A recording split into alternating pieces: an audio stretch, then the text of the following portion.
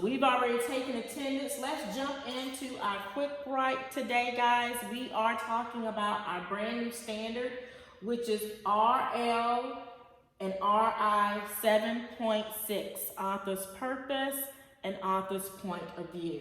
So your quick write today reads, you discovered the ability to time travel. Would you travel to the past or future? If you traveled to the past, would you change anything? If so, what would it be? If you traveled to the future, what would you like to see and why is that? So take a moment to think of the quick write. We have 2 minutes. It is now 10:23. I will give you guys until 10:25 to come up with your answers. This is your quick write.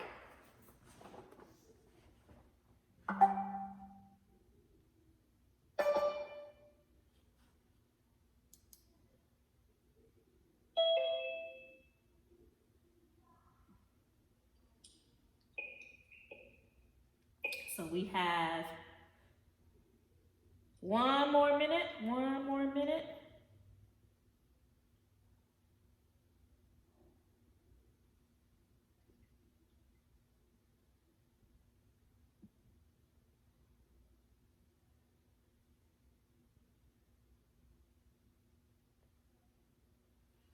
Looks like you guys are going to give me some great answers. Looks like you're going to give me some great answers. See you guys writing and reading.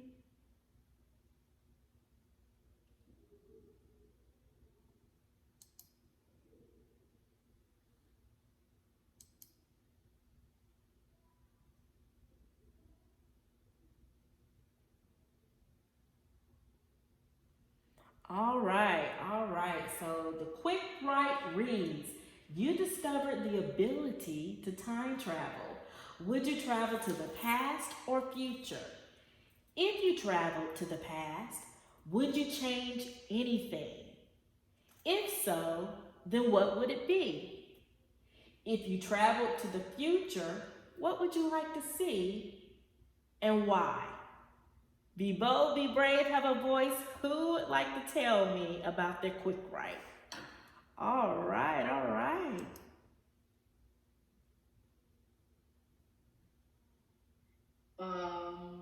I'll go back to the past.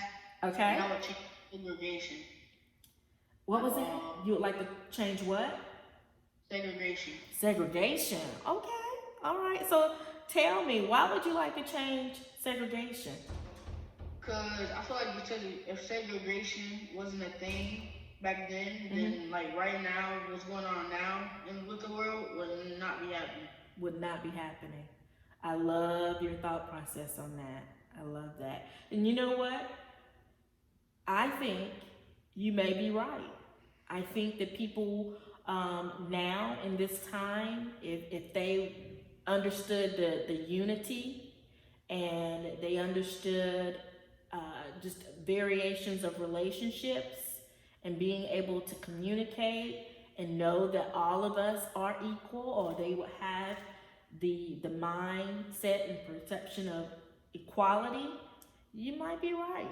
I like that. I see we have someone else who wants to contribute. Let me see. I think I would like to travel to the past. Okay. And I think I would like to change like less pollution, because I feel like pollution is causing global warming, which right now, like I heard that in Texas Lubbock it snowed, and when I did live in Texas, like it only snowed one time in 10 years, and so I was like, that's kind of crazy, and I just wish that pollution would be kind of over. Okay, so I didn't know that Texas had pollution. Is there a lot of pollution in Texas?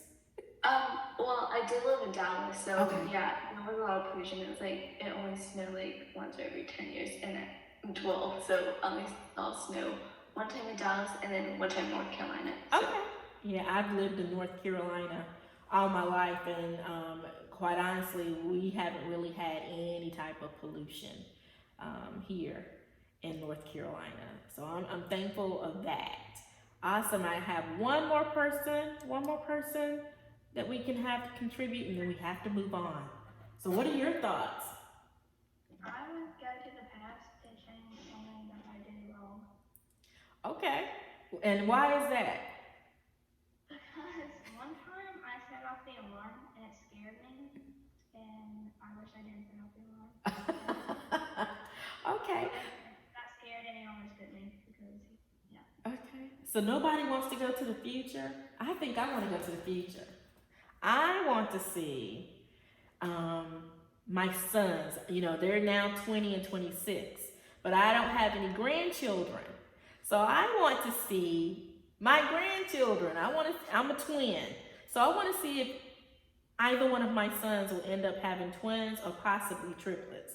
So if I was going to have a choice, I would want to go to the future, and I want to see if they will end up having twins or maybe triplets. That's the only thing I want to see. I want to see. What was that? I'm sorry? Yeah. I'm a twin, actually a triplet. My identical passed at birth, so my paternal twin is living. So yes, so I would love to see if either one of my sons will have twins or triplets. That would be neat to see. So I would go to the future just to see that. But great job, guys, great job. As I said, today we are learning about RL and RI-76, and it speaks of author's point of view and purpose. So let's take a look at our standard and get a full understanding of each. So RL 7.6 is analyze how an author develops and contrasts the perspectives of different characters in a text. RI 7.6 is determine an author's point of view or purpose in a text and analyze how the author distinguishes his or her position from that of others. So when we take a look at RL 7.6 and RI 7.6, there may be some form of commonality between the two.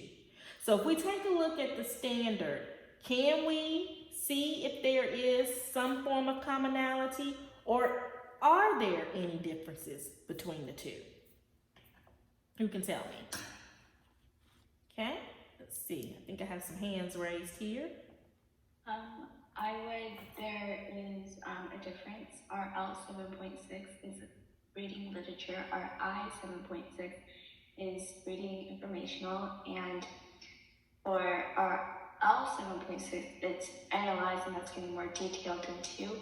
RI 7.6 is reading informational, it's determined. Mm-hmm. Yeah.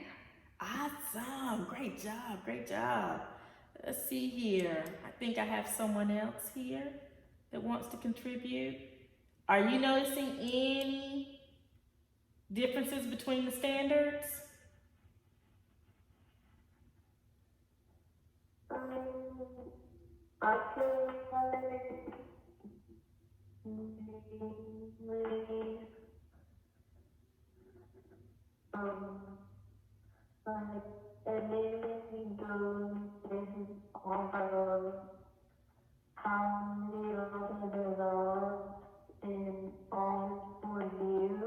Okay.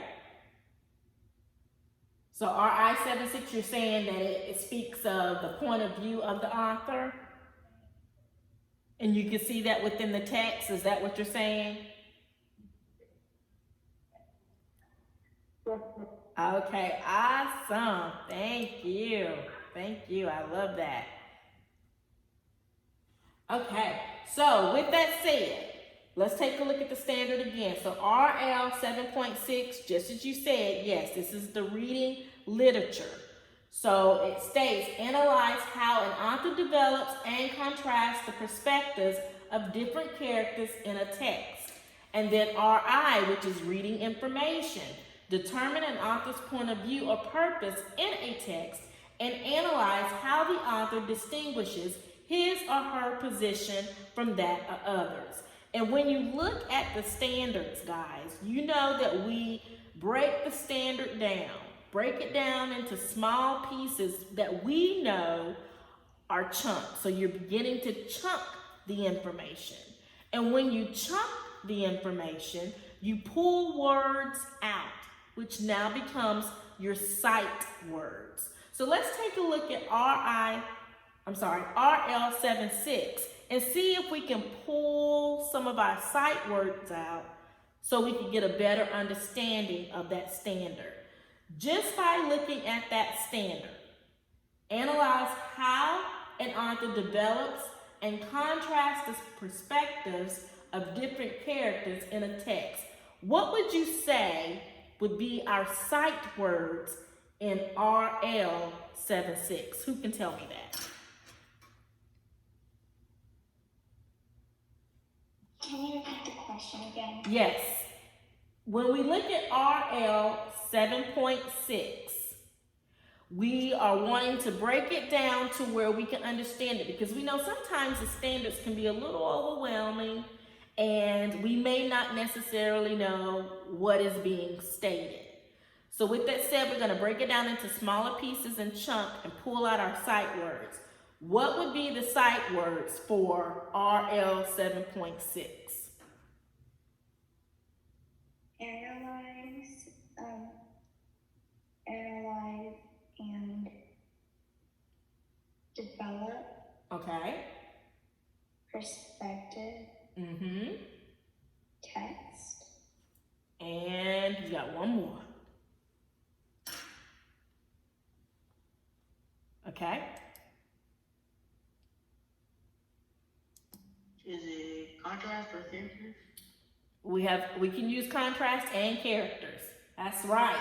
So then when we look at RI 7.6, determine an author's point of view or purpose in a text and analyze how the author distinguishes his or her position from that of others.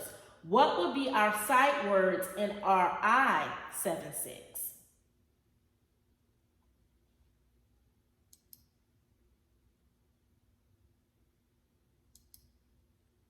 Okay.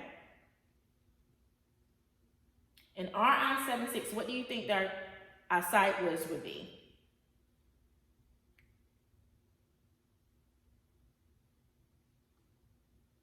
Okay. Determine, purpose, text, analyze, distinguishes, and position. Wouldn't be position, but I like that guess. So let's take a look at your vocabulary for RL 7.6 and RI 7.6. Great job, guys. So when we take a look at both of the standards, RI 7.6 and RL 7.6, we need to analyze, be able to analyze. And analyze is examine in detail the structure of something. Development, a specified state of advancement. Contrast means the difference between elements in a story. Perspectives, how the character and author feels about something, a situation. This requires the reader to make emphasis. Point of view, who the story is being told from or sharing the details. Purpose, this is the author's reasoning for writing the story. And distinguishes, to detect or recognize something. So these are now your sight words from both of your standards, RL, RI 7.6. So keep in mind that the informational text, the author is the one telling the story. So with that said, what part of the standard is the informational side? What part of the standard is the informational side?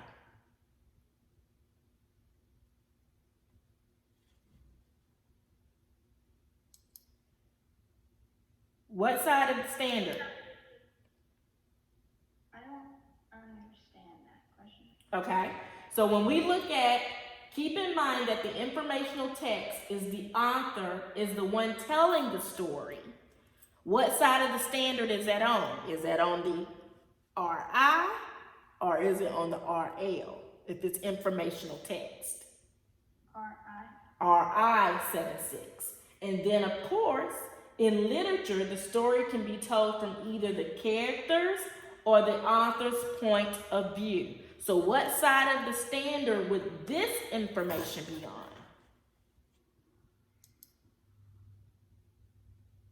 What side of the standard would this information be on?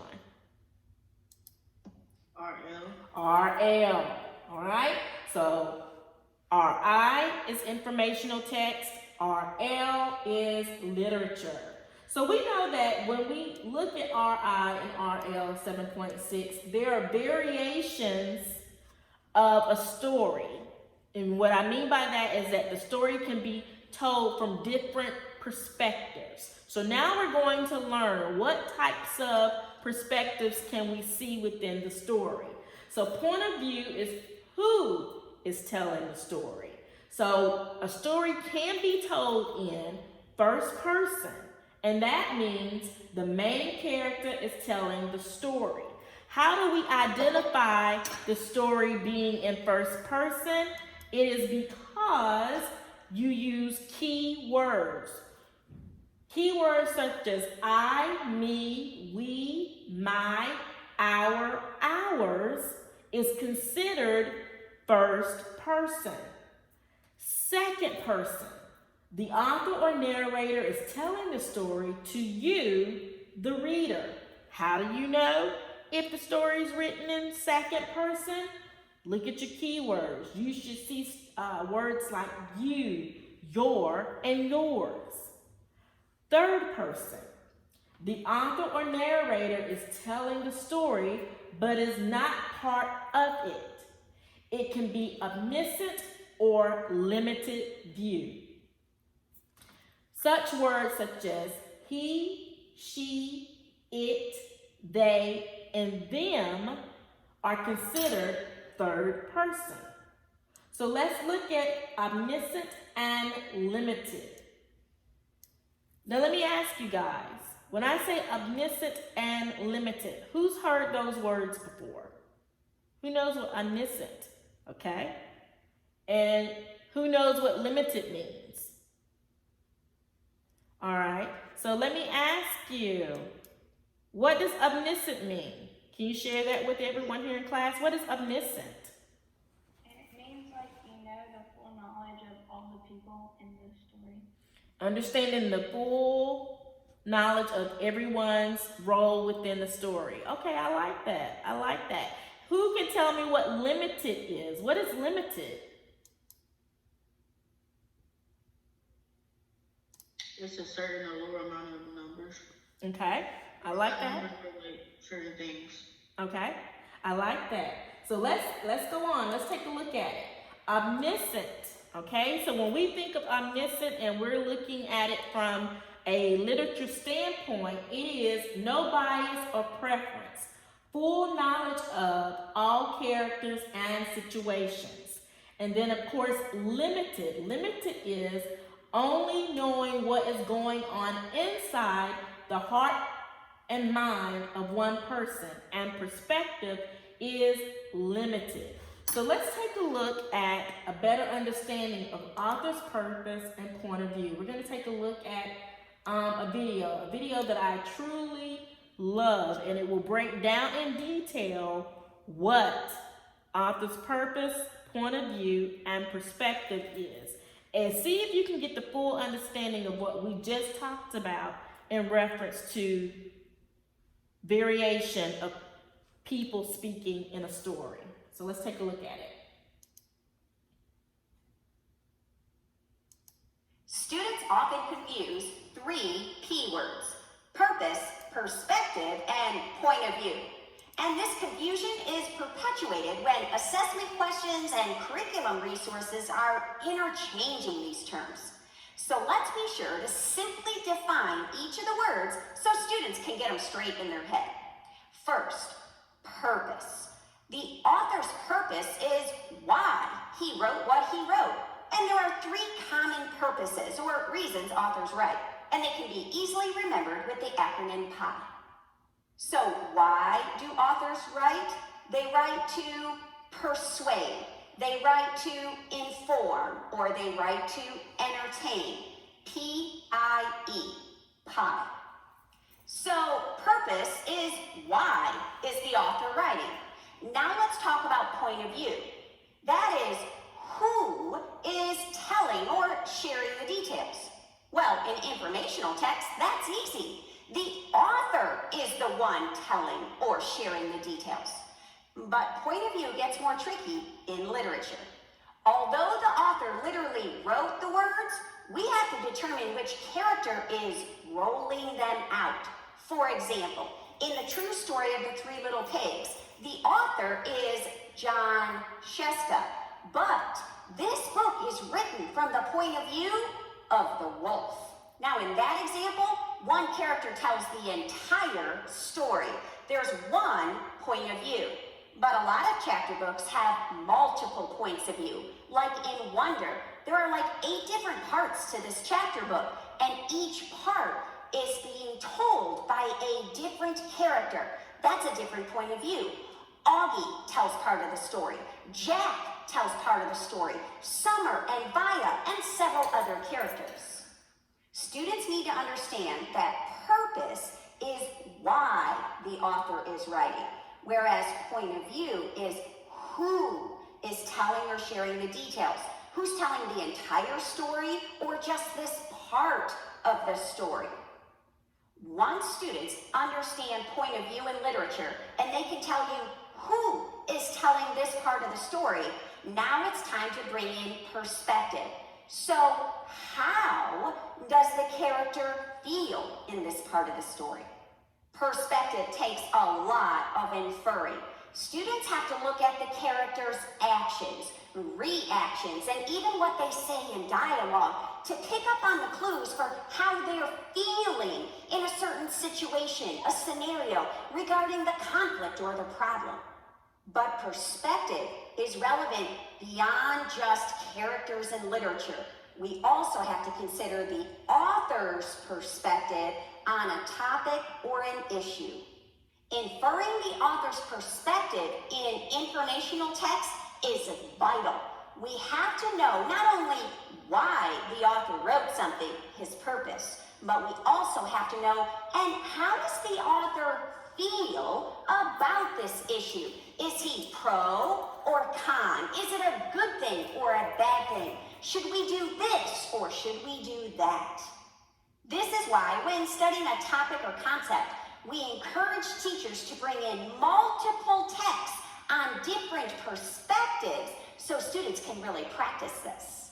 For example, this series, Perspective Flip Books, include 2 different perspectives on the same issue. Is social media a good thing or not? Or regarding the issue of healthy school lunches, are they positive or negative? So that's perspective, point of view, and purpose. Let's be sure to clearly define. Purpose is why, point of view is who, and perspective is how they felt.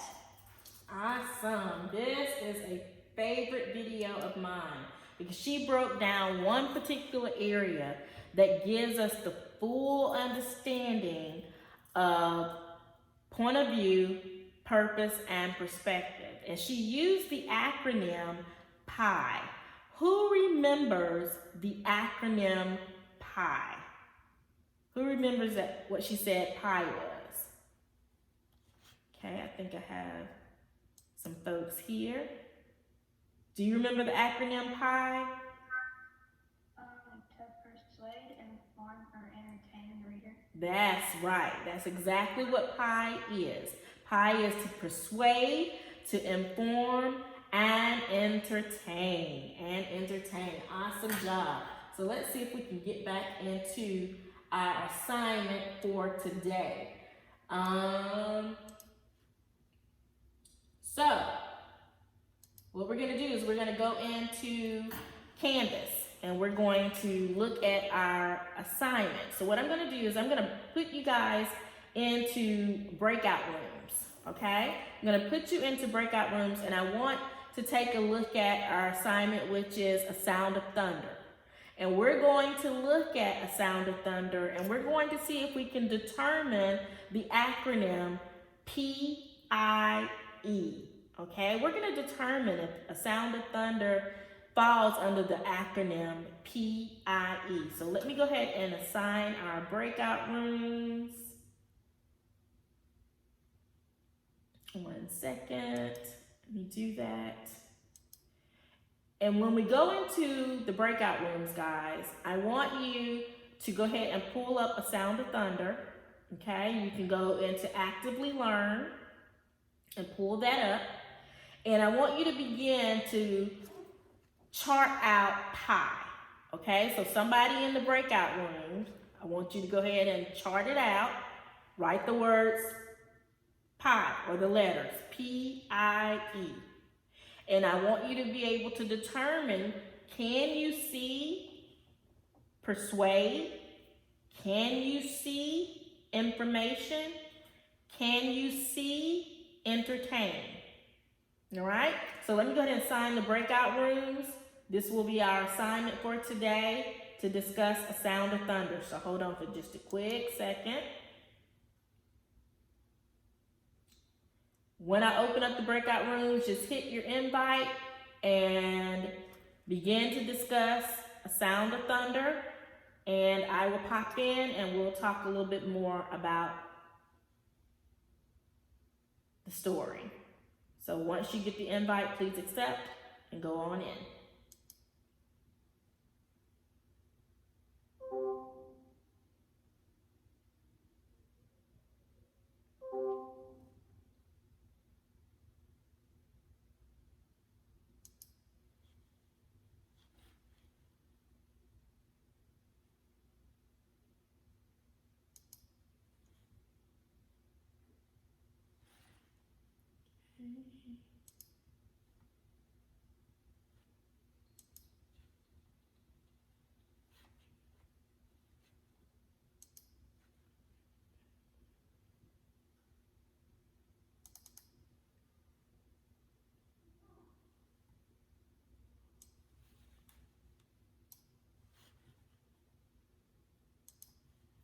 Okay.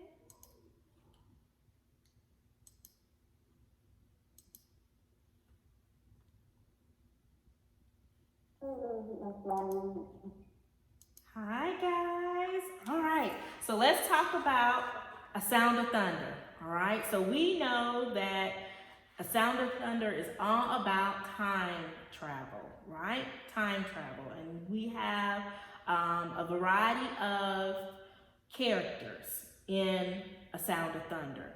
So let's take a look at pi. P-I-E. We know that P means to persuade. So with that said, what have you guys thought about for persuade when it comes to a sound of thunder?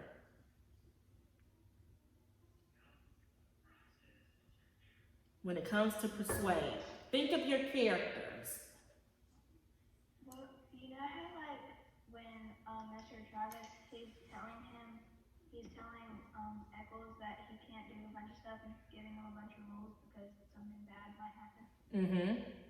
Right. So when he's talking to Travis, and Eccles basically has stated to him, can I come back from this? Or is it guaranteed that I will come back from this? So you're saying you think that Travis is persuading him to go back into time? Yeah. Okay. Okay. Awesome. What about the I? The I, what's inform? What do we find when it comes to inform?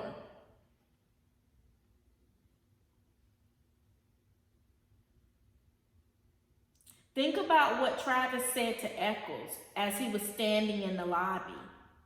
Was he not informing him? Oh, he was informing him that it's not guaranteed. He can't like promise anything. But he was telling him instructions Yes. Okay. I like that. I like that. So this is what I want you to do. I want you to now focus on E, okay? The entertaining side of that. So look at the story. You can go back into actively learn, look at the story, and see if you can determine E, okay? And then I'll come back to you, and then we'll come back together as a class, and we'll talk more about understanding pi, okay? So let me go to the next group, but you guys are doing a great job. Let me jump in to the next group. I'll be back.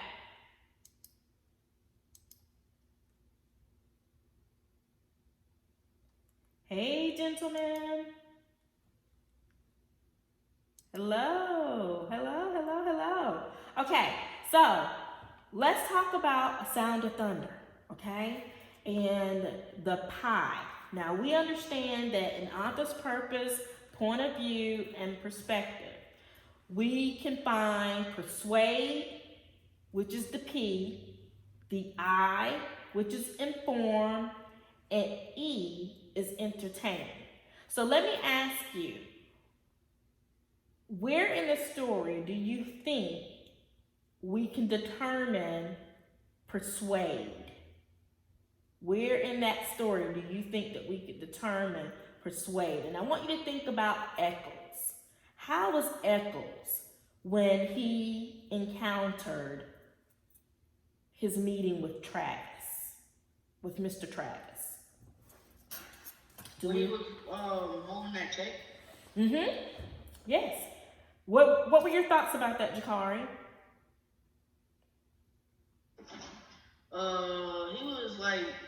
He was acting weird. Like, he was acting very, very, like, he was acting, like, not excited. He was acting, like, anxious. Mm-hmm.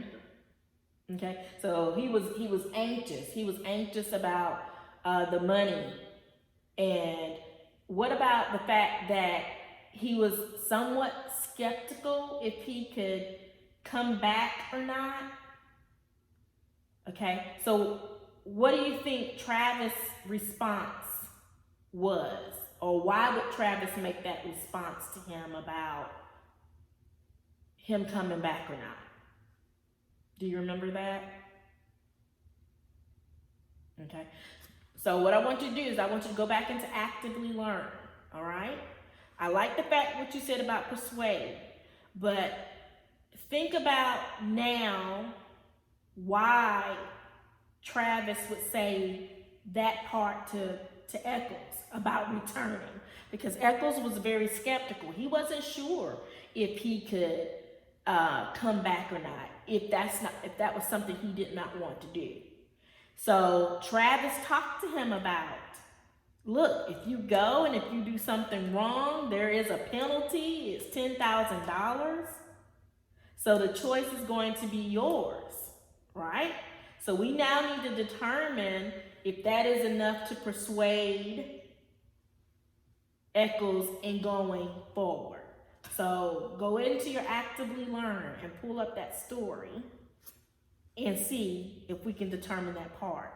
I'm going to go check on the other group, and then I'm going to bring us back together, and we're going to take a look at A Sound of Thunder together, and we're going to see if we can determine P-I-E, and then the purpose and author's perspective and point of view, okay?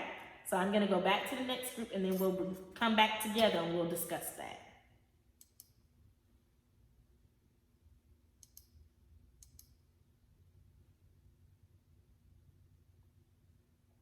Hey guys. All right. So we're on the E. On the E. When we talk about entertain, right? We know that in the acronym PI, we have persuade, inform, and entertain. So what will be the entertain part of PI? We said that like time travel itself and the dinosaurs were entertainment because they're not really alive. Mm-hmm. Okay. Do we have a different perspective on the E of entertain? The whole story kind of seems entertaining because you never know what's going to happen next. You never know what's going to happen next because he's traveling in and out of time, right? They talked about present day, where he is now, because it seemed as though present day there was an election going on, right? And then next thing you know, he's moving in to the time of dinosaurs. So I think that the story itself, the entire story, is a form of entertainment because it's taking you in and out of different times and the way that he's experiencing those eras as he is traveling. So great job, great job. So what I'm going to do, guys, is that we're going to leave this room. We're going to come back together as a class. We're going to talk about author's purpose, point of view, and perspective with A Sound of Thunder. So I'm going to close out the breakout rooms and we'll go back into the main room as a class.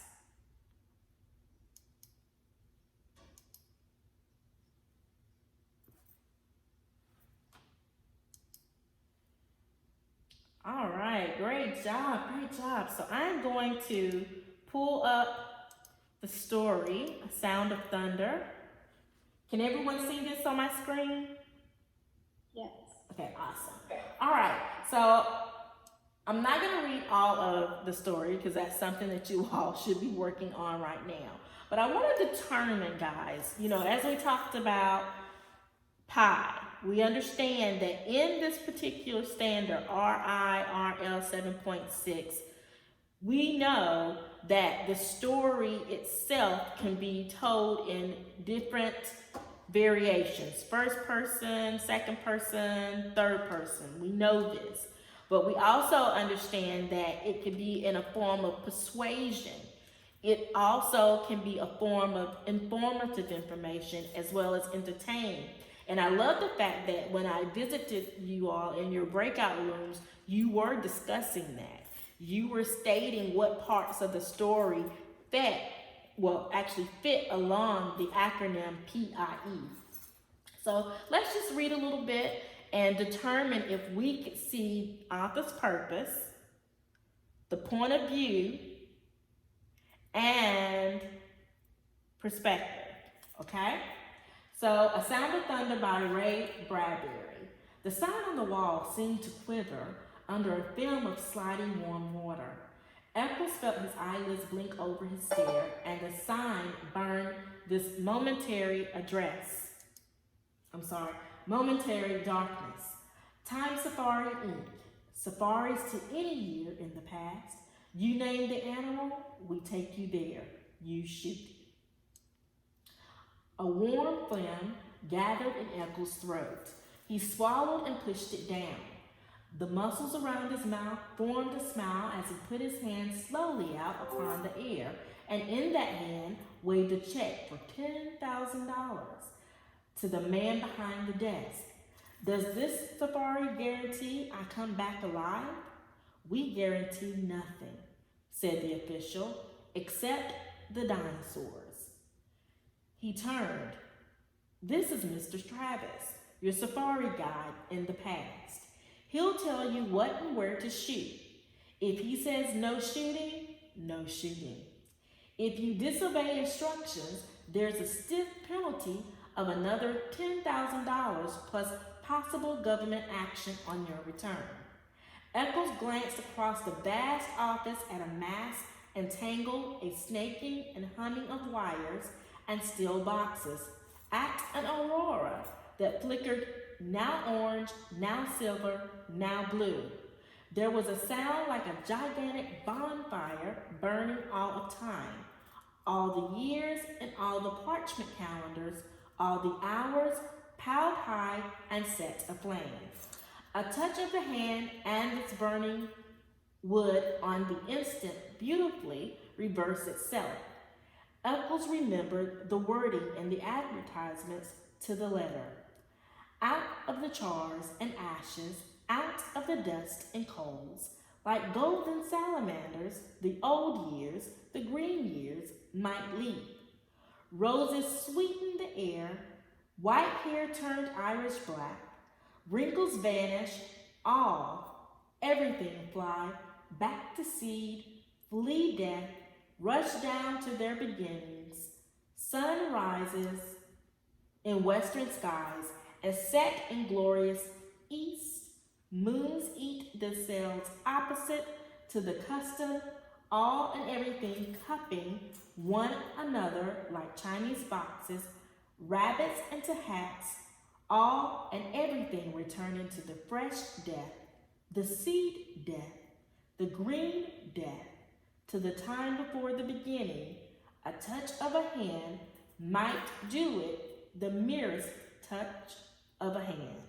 Wow. So we're going to take a look at that and see if we can determine the author's purpose.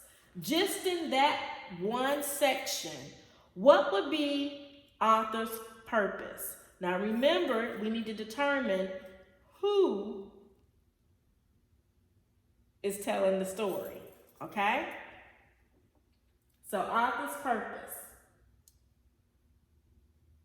Who do you think is telling the story?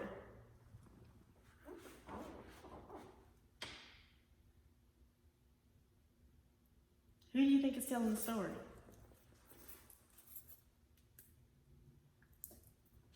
Okay, go ahead and unmute your mic. Who do you think is telling the story? I think the author's telling the story. Okay, who's the author though? You think Ray Bradbury is telling the story?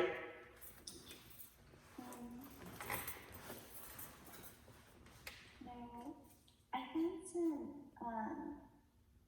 not first person, but in Let's take a look at it. So we understand first person to be what? I, mine, Okay. And then we understand second person to be what?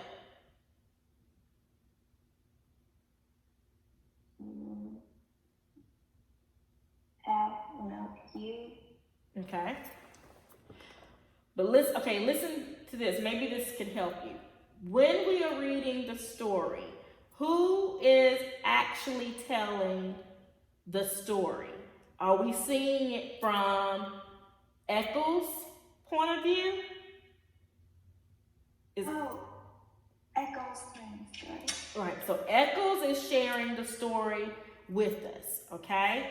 So what is it that Eccles is trying to do? What is the purpose of this story?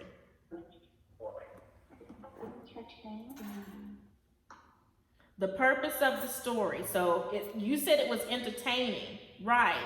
But what is Eccles trying to achieve? He's trying to go to the past and do the choosing thing and then come back. Right, so he's trying to go on a time safari back in the past. And he's asking several different questions so he could, I guess, make an assumption of going. So with that said, what is the perspective? What is the author's perspective? Who can tell us the perspective? What was our definition for author's perspective? Who remembers that?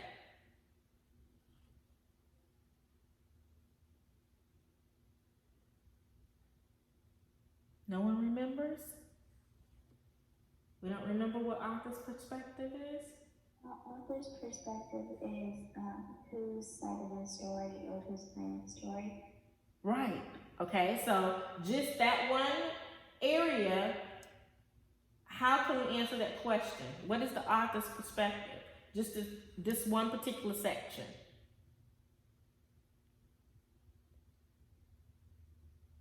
What are you talking about, like the middle paragraph? Yes, what is the author's perspective? Eccles. Okay, so Eccles is what? He the person that's telling the story. Okay, he is the one that's telling the story, but I'm asking Eccles the perspective. Tell me the definition again from author's perspective. What is the definition for author's perspective?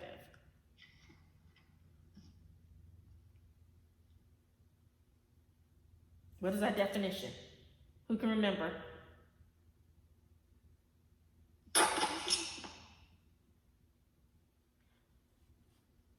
Is author perspective like first person, second person, and third person? Like who's telling story? Some. You were going to give me the definition for author's perspective? How does the characters and the author feel? Right.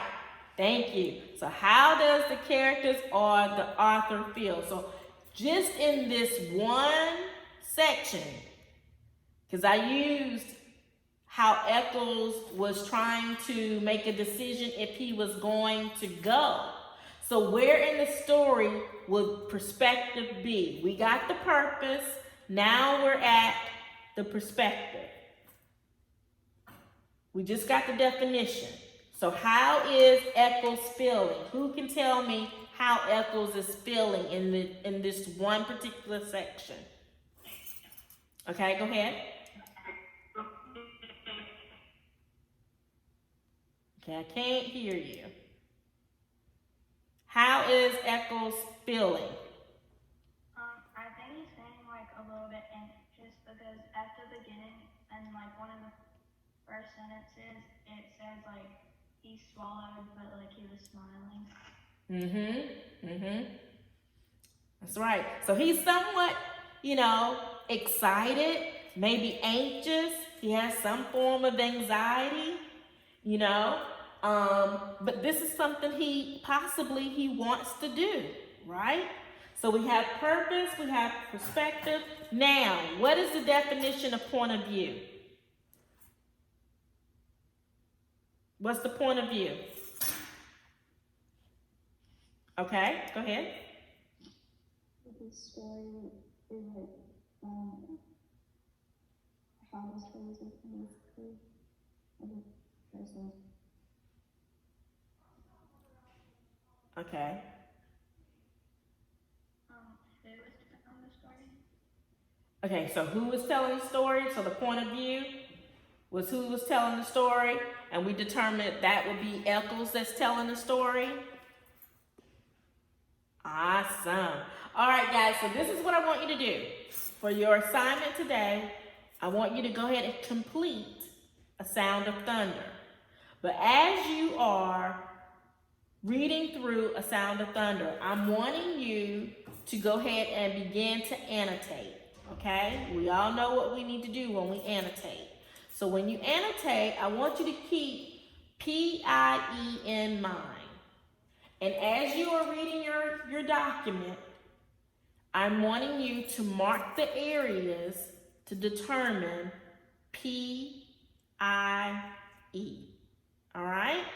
So if you guys have any questions or need me, I am here and I will help you. So just make sure you take a look at A Sound of Thunder, and we're going to annotate and we're going to mark PIE. All right? So we're going to go into independent learning and independent practice now.